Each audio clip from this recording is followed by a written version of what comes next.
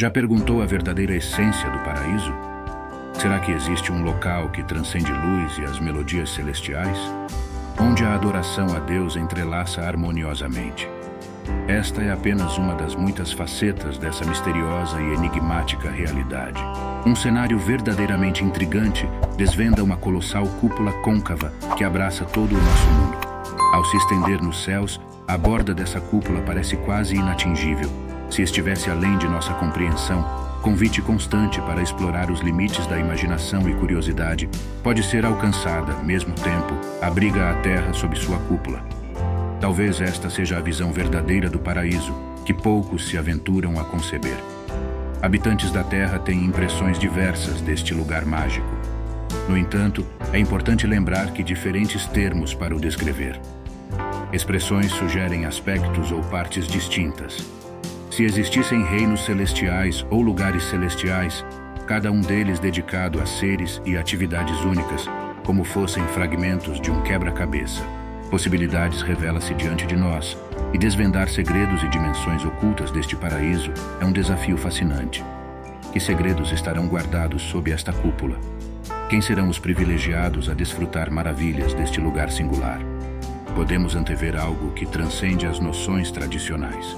É como um enigma divino estivesse à espera de ser decifrado. O paraíso, em sua totalidade, é um convite intrigante, chamado irresistível à exploração das maravilhas que aguardam aqueles que buscam a verdadeira essência deste lugar celestial. É como se nos encontrássemos imersos nos raios dourados dessa intrigante realidade. Nas palavras do apóstolo Paulo em Coríntios, capítulo 12, versículos 2 e 4, ele relata: um homem em Cristo que há 14 anos foi arrebatado até o terceiro céu. Se no corpo ou fora do corpo, não sei. Deus o sabe. Esse homem foi arrebatado ao paraíso e ouviu palavras indizíveis, que não é dado ao homem proferir. Conheço um homem em Cristo que há 14 anos foi arrebatado até o terceiro céu. Se no corpo ou fora do corpo, não sei, Deus o sabe, segundo Coríntios 2, nos versículos de 2 a 12. Conforme as Escrituras, e continua, esse homem foi arrebatado ao paraíso e ouviu palavras inefáveis, as quais não é lícito ao homem referir, segundo Coríntios 2, nos versículos de 2 a 4, conforme as Escrituras. 3 céus, um imediatamente acima do outro, complexidade e profundidade desse enigma celestial que continua a desafiar nossa compreensão. Elevado. Esses céus é o que o apóstolo Paulo descreve como o terceiro céu, que é o lugar do paraíso e a morada pessoal de Deus. O lugar mais sagrado de todo o universo. São passagens como esta que nos dão o conceito frequentemente associado ao paraíso como de pureza ou santidade. O lugar do paraíso e a morada pessoal de Deus é uma elevação incomparável, o local mais sagrado do universo. As palavras pronunciadas fora do paraíso têm uma raiz interessante.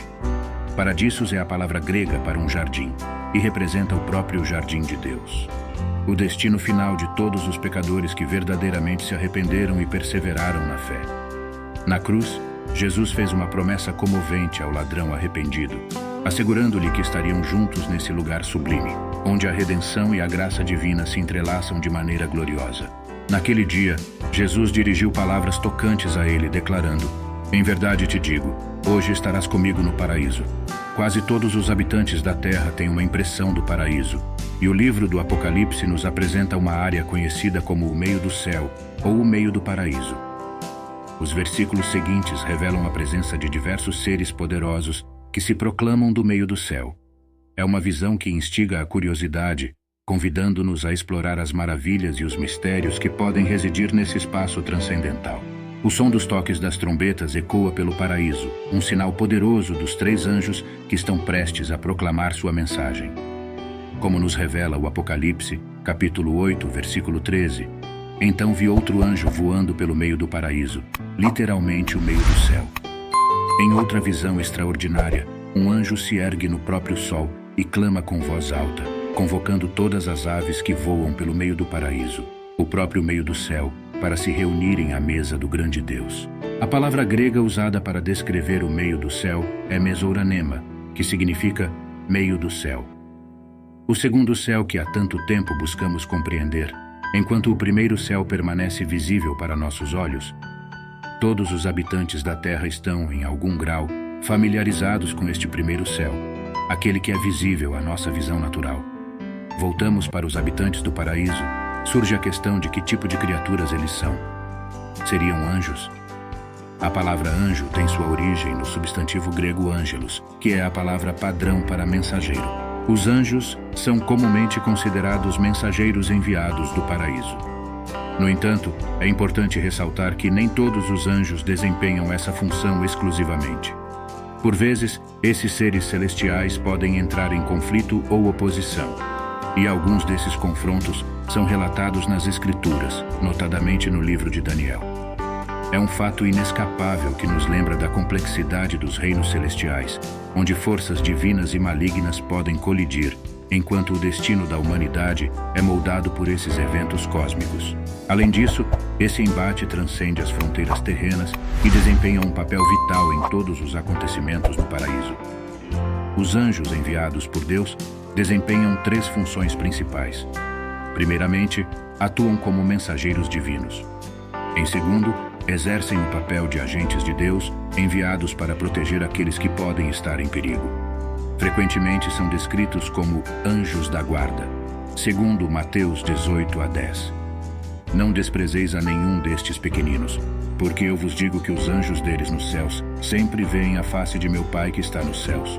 Em Mateus 18:10, Jesus menciona crianças que têm anjos nos céus que constantemente contemplam a face de seu Pai celestial. Sugere que o olhar atento do Pai direciona esses anjos para proteger e cuidar das crianças, especialmente aquelas que podem estar em situações vulneráveis. Muitos cristãos concebam o céu como um lugar de paz, harmonia e adoração ininterrupta. Essa visão pode ser mais aplicável ao terceiro céu do que ao primeiro e ao segundo. Os céus, assim como a terra, podem ser cenários de conflitos e desafios, demonstrando a complexidade dos reinos. Algumas escrituras nos apresentam o que está ocorrendo atualmente no segundo céu, conforme já mencionado. Palco de um intenso conflito entre anjos guerreiros. Satanás despeja uma torrente de acusações contra os cristãos na terra que servem ao Senhor. Apocalipse capítulo 12, versículo 10. Ouvi uma voz alta no céu proclamando: agora veio a salvação, o poder e o reino do nosso Deus e a autoridade do seu Cristo. Pois o acusador de nossos irmãos, que os acusa diante do nosso Deus dia e noite, foi lançado para fora. Nos revela a batalha constante entre o bem e o mal, que transcende os limites do nosso entendimento humano. A autoridade do seu Cristo. Pois o acusador dos nossos irmãos, que os acusa diante do nosso Deus dia e noite, foi lançado fora. Essa passagem descreve Satanás como o acusador dos nossos irmãos, alguém que incessantemente os acusa perante Deus. É evidente que ele mantém alguma posição nos céus e enche o espaço com acusações malignas contra o povo de Deus. O verso subsequente serve como um aviso para habitantes da terra sobre o que podem esperar quando o diabo, finalmente lançado do céu para a terra, portanto pouco tempo lhe resta. Apocalipse 12. Esses versículos indicam um período em que Satanás tem um tempo limitado à sua disposição. Embora esse período possa estar se aproximando, ainda não foi completamente realizado.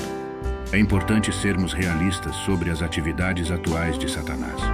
Muitos cristãos frequentemente falam como se Satanás estivesse confinado ao inferno, mas isso não é estritamente verdade. Existem 2 príncipes satânicos conhecidos como Morte e o Diabo que governa. O mar entregou os mortos que nele havia, e o Hades entregaram os mortos que neles havia, e cada um foi julgado de acordo com o que tinha feito. Esse conceito é vividamente retratado no livro de Jó, capítulo 1, versículos 6 e 7. Em um certo dia em que os filhos de Deus vieram apresentar-se perante o Senhor, Satanás também estava entre eles. Satanás ao Senhor foi: tenho perambulado pela terra e andado por ela. Isso nos ilustra que Satanás não está confinado, mas sim livre para percorrer a terra e o universo. Muitos cristãos frequentemente falam como se Satanás estivesse confinado no inferno, mas isso não reflete a realidade. A diferença fundamental entre a terra e o céu é que este mundo foi corrompido pelo pecado, enquanto o céu permanece puro. O pecado da humanidade permeia a terra, enquanto a glória de Deus aperfeiçoa o céu. Criou a terra e a confiou à raça humana para cuidar e desfrutar. No entanto, Em vez de obedecer às instruções divinas para o cuidado da terra, Adão e Eva optaram por ouvir Satanás, sua desobediência e rebelião contra Deus. A desobediência de Adão e Eva os separou da comunhão com Deus, como afirma Romanos capítulo 5 e versículo 19. Assim como, por uma só desobediência de um só homem, muitos se tornaram pecadores.